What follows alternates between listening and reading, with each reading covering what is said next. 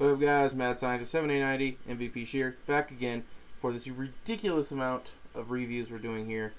First time ever we've been able to review every wrestling show for Wrestling Week. Well, WrestleMania we still got tomorrow, but yeah. What, 4 shows in on the weekend? We are burnt. We're pretty burnt.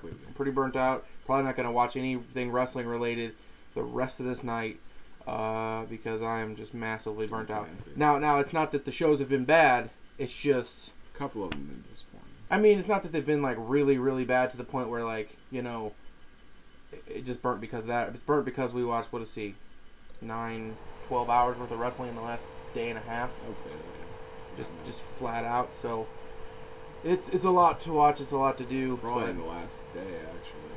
Yeah, because that's true. Night 2 today, so probably about 12 or 24 hours have been spent watching wrestling. Yeah, and another 2 hours doing reviews. Got to get a nice, good, long, rested sleep for WrestleMania tomorrow. Got to be excited for WrestleMania. But yeah, we're gonna do this Mercury Horizon 2012 review here. Yeah, Dragon Gate show. Going in so far, I'm afraid to say, both the Dragon Gate shows were better than the Ring of Honor shows as a total, as a whole. I still think the Ring of Honor had the best match so far of the weekend. Yeah. I would say the second best match went to Dragon Gate tonight, but we'll get into that. So we'll start up the card right here and go right into it. First match of the night: Bobby Fish versus John Davis. Bobby Fish beating John Davis by submission here. I think they kind of wanted. Yeah, I think they kind of wanted to have both these guys be kind of even. And I mean, neither of them are really face or heel. So they're kind of, I guess both of them are. I think both of them are pretty much face. Yeah, so I mean they're really just kind of right there, but the crowd had no interest in John Davis.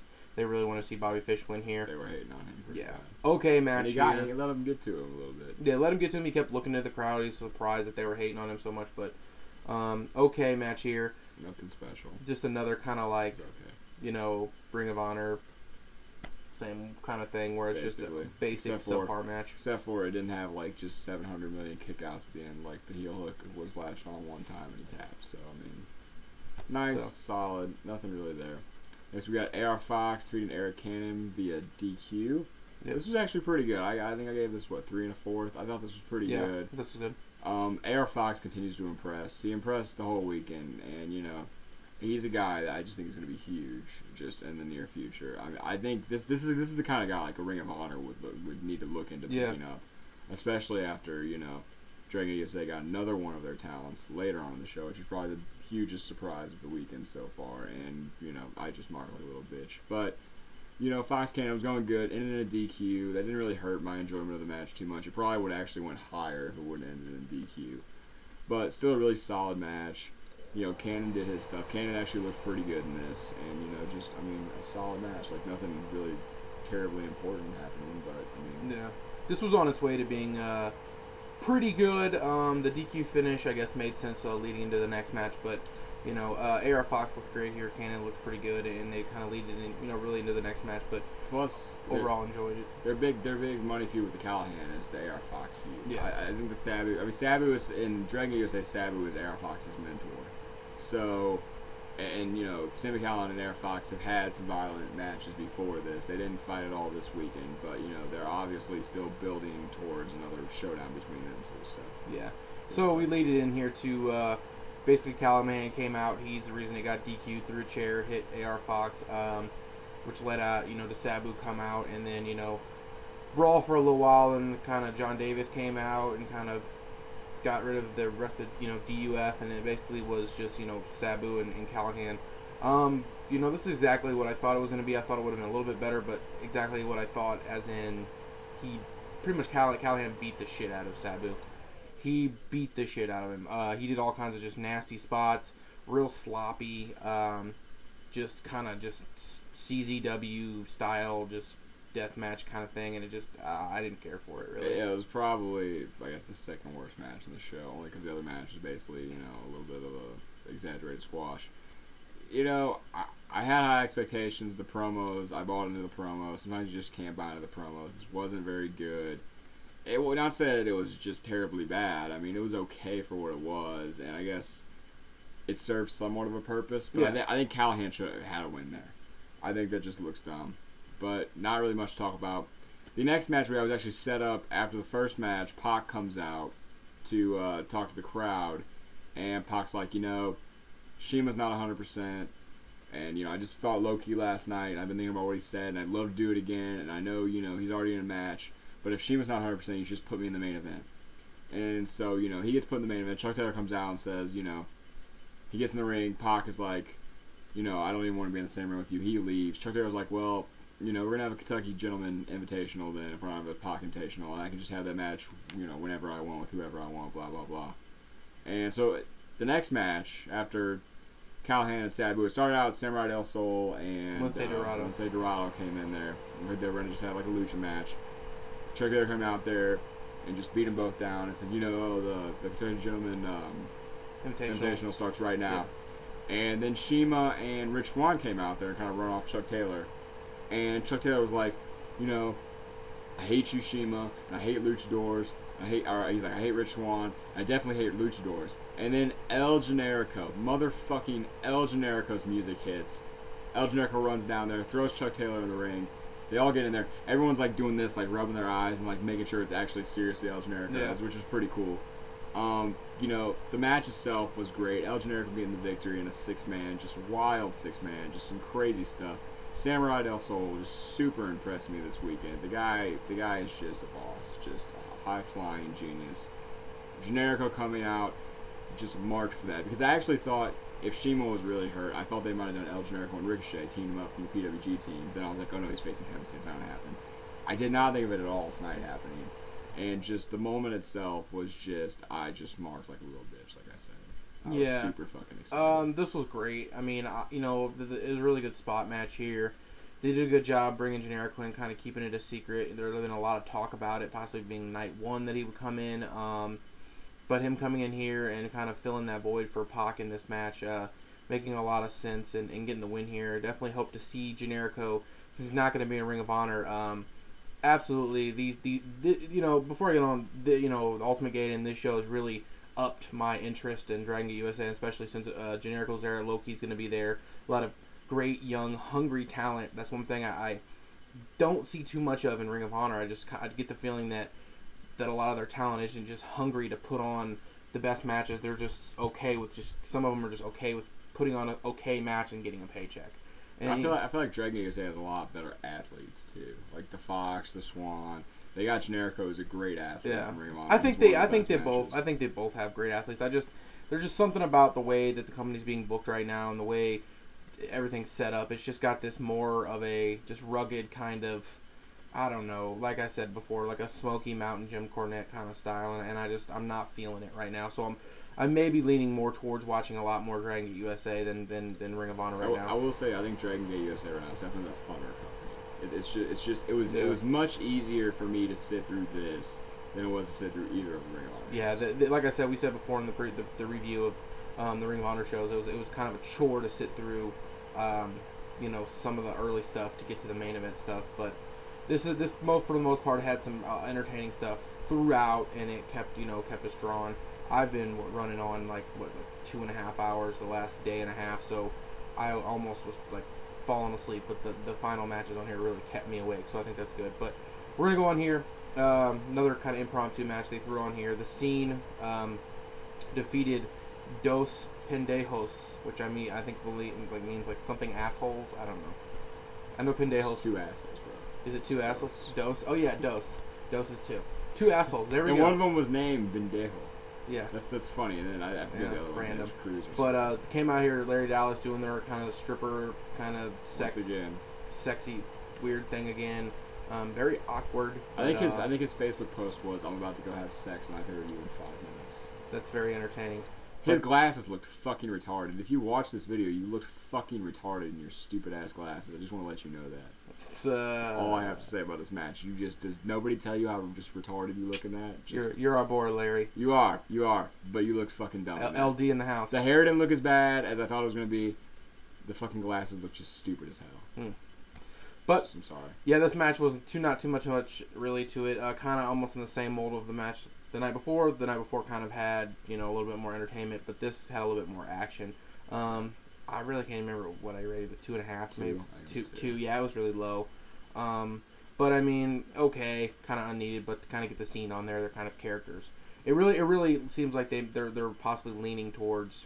We talked about this, making this promotion just fully based American guys. Yeah, no, I think it could definitely happen here. I think they have enough now. I think that's basically what Evolve is. But I mean, you know, I can see that happening now. I didn't like the idea before, but now I just like so many of the American guys. I can see that happening. Yeah. I just have one more question for you, Dallas. Just did her panties smell good? That's all I want to know.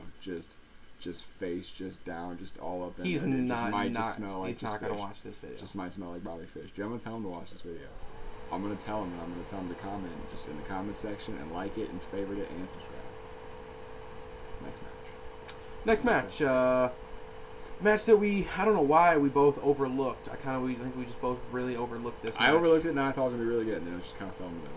Yeah, overlooked this match for our top 15 matches of the weekend, which we could have really thought about more, but I guess we just don't really have a strong place in our heart for Yoshino. I just really don't like Yoshino. I don't know why. I just don't. His promo is hilarious, though. Yeah, his poolside. Where he's like, Gargano, I'm ready for you, and then just does dive. Yeah. That's how all promos should be. But this was really good here. 4 stars probably. They did some great work in this. Great sequences, great chain wrestling. Gargano's really building up a nice little set of matches for himself. Chuck Taylor was on commentary. We forgot to say Cole Cabana was on fucking commentary for like 3 or 4 matches. Yeah. I was ready for him to get in there and just have a match. Yeah. I thought him and somebody versus the Scene would have just been hilarious. I just randomly on commentary. I guess there was. He was putting over the podcast with Paul. Absolutely, he's all over the place. But this was good here. This was good. Like I said, Gargano looking really good here. Probably, I would probably. It's hard to say. Probably one of their top American.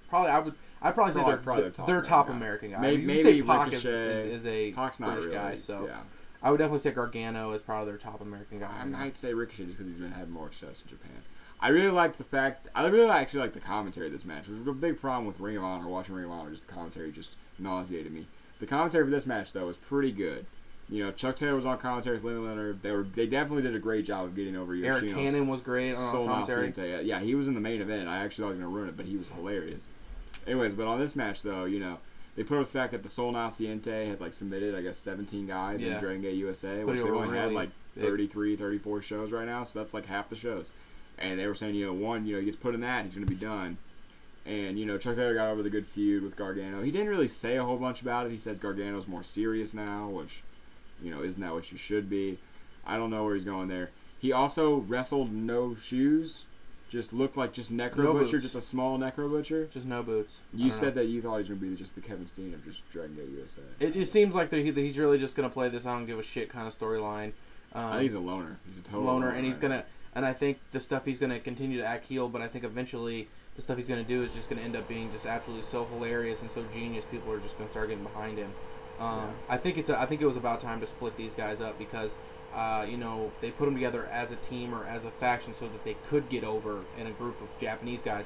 Now that Gargano's getting over by himself, you know, and Rich Swann is in Japan and Chuck Taylor's kind of just there. He's kind of just the odd man out. It's great to just reinvent and revitalize his character. So making Chuck Taylor that kind of douchey heel kind of guy, the same kind of character he plays in PWG, I think is going to work and definitely I think the fans will get behind him eventually. But here we go to the main event, best match of the weekend for, I would say, Dragon Gate. Loki, BB Hulk, and Kiro Tozawa versus Pac, Ricochet, and Masaaki Mochizuki. Yeah, they... Fantastic. Yeah, Tozawa gets the pin on Pac here. No, Tozawa got the pin on Mochizuki. Yeah, that's right. Mochizuki, I'm sorry. Straight jacket German on him. They did a great job to build up to this. Really... what I like about this, they didn't try to overdo the spots with people that had not worked together before in this match. Like I thought they were really gonna try to overdo some shit with like Loki, and really Loki really was kind of like not really. Like, he was really crisping on. There was only one time where I didn't think he was crisping on the kick where he goes up and he stalls and then like he kicked Mochizuki in the back of the head. He just kind of just didn't sound like he hit that very well. That was it. What I mean by this, Loki was in the beginning of it and he did a lot of like actually like ground stuff that was going on. He wrestled all 3 of them before. He tagged out. But towards the end with a lot like the fast sprint, he really wasn't in there doing a lot of the high-flying stuff, which I thought was a good idea because I don't think, Low-Ki hasn't really worked that kind of style with them in a long forever. Besides for the spot with Pac, where he flipped him into the double stomp. Yeah, that was a pretty cool spot. They didn't bring that out in the singles match, so it made it better here. Everybody had in this good spots, looked good. Hulk and Tozawa are such a good tag team. Hulk and Tozawa are a great tag team. Ricochet didn't botch anything. Yeah, I don't know who he thinks they are, but they really remind me of like just the Japanese version of the Machine Guns. I really just get the Japanese version of the Machine Guns when they were heel, just doing the douchey stuff. I just where go back to the Machine Guns Briscoes match that they had. Good Times, Great Memories, where they were heel and they were spitting on their hands and rubbing it on their faces and doing a bunch of heel tactics. And I think that's how this tag team looks, is the Japanese version of it. I would love to see that kind of match. But, I said, it was a lot great. shorter than that. It was only 21 minutes, too. I was really expecting a 27, 30-minute match. I give it 4.5. I think still the first Mercury Rising show and the one from... the one after Untouchable, Way of the Road in 2011, the show that has Brian Daniels and John Moxley. I think both of those 6-man are probably better. I think I should watch this one again, though, before I said it, because last time I didn't like Way of the Road one that much, and it ended up being like one of my favorite matches in the whole entire promotion. I liked the whole build-up. I liked how there was nothing that was really slow. Yeah. I was just really bored. There's usually a part in these matches where I'm just really bored. The first Mercury Rising that they had, the first 6-man in Dragon Gate USA, that had a really boring stretch. The last, 13 minutes were fucking epic and brought it up. That had a really boring stretch. This didn't, because all of the stuff they did, it all seemed to revolve around just Low-Ki at the start, Low-Ki facing all 3 of those guys. It was stiff as hell at the start, and I just love stiff, strong style wrestling. The workover of Ricochet only lasted a couple minutes, and then they were already on to their home stretch. Yeah. And it had so many good feuds going on in the match. I think, and like you said, you thought that adding Pac was a good thing, and I could see that because Pac and Low-Ki faced the night before, and Tozawa and Mochizuki faced the night before, and they both faced in the 6-man tag. The only odd men out are Hulk and Ricochet, basically. Yeah. But they're both in factions together, so. And the point I want to make about this, it's interesting. A lot of people, like I said this numerous times, people say Dragon Gate USA or Dragon Gate in general is kind of that spot type kind of deal. There's a difference in having just an indie or independent wrestling, 6-man spot fest where guys are just doing flips around and stuff. But there's a difference when you have a match like this and it's very well structured but it still doesn't look like it's they're going through the motions. It really looks like that they put a lot of effort into these 6-mans here, and this one isn't one of those always like they do and just because it's a spot fest doesn't mean it's not a good match, because it takes a lot of hard work to do be in synchronization with a lot of stuff like this. I'm not gonna be one of those people that are gonna be like, oh, this is a spot match and it only deserves to be 3 stars because it was just all spots. I mean, there was no botches. There was a couple moments where I think they didn't know what the next move was going to be, but they quickly, capitalized. Figured it out. They didn't take forever. There was a couple where, Ricochet came in and, hit a couple punches to, think out what he was going to do. But nothing, at least he didn't fuck up the dive like he did last year. I mean, he didn't pull that off. And I think the biggest thing I want to say, it didn't overstay its welcome. I think the difference between this match and Davey Richards and Elgin, that match overstayed its welcome just a tad bit. This match ended before it got to where, they're just doing spots for the sake of spots right now. I still think the Elgin match was better. I'm not saying it's not better. I think it was better too. I think it was just a tad bit over it, even with that. I had really high expectations for this match. It almost met them because I just had surreal expectations almost. I still would have liked to see 5 more minutes. I'm just a mark for these matches. But, a great end of the week. And like you said, both the Ring of Honor and the Dragon Gate USA, the last match they had on their pay-per-views combined was the best match from both of their weekends. Which begs the question we said, ended all on a high note. Will Roxana continue the trend? Will it beat out Triple H Undertaker? I got it. We don't have to say that now. We can get into that later. But let us know what you guys think about this here. What do you think? Over 8? 8. We gave the Ring of Honor, the first Ring of Honor show 7.5. Second one 7. Yeah, I'd say 8. I'd say or 7, 7, 2, 7, 7, 5. I'd say this is an 8. I think it flowed a lot better. I think the flow was pretty perfect for the show. I think the El Generico thing was really huge. That really, I think, got me amped for the rest of the show. The Gargano and Yoshino, while I may have had pretty high expectations going in, at least today, I didn't before, but I did for some reason, it still almost delivered on them. And then I think the main event was just, you know, Yeah. it wasn't flawless. It wasn't perfect. It wasn't, you know, as good as some of the other six-mans. But it was really fucking close. It was very close. And I'm definitely going to watch it again before I, you know, just put down a full stamp review on it. Gotcha. Sounds pretty good. So we're going to get out of here. RSTS Express Wrestling. All we got ref is WrestleMania. This is the most I've watched pay-per-view-wise in one weekend. There's going to be 5 shows. So, it's pretty nutty. Get this whole weekend knocked out. 12 hours of 24 just wrestling watching. Yeah, it's lazy crazy. Fucks, man. We got a 4-hour, another 4-hour, just almost a full day of wrestling crammed into this whole weekend. So we're going to get out of here, guys. I'm the Mad Scientist for MVP Shear. Deuces.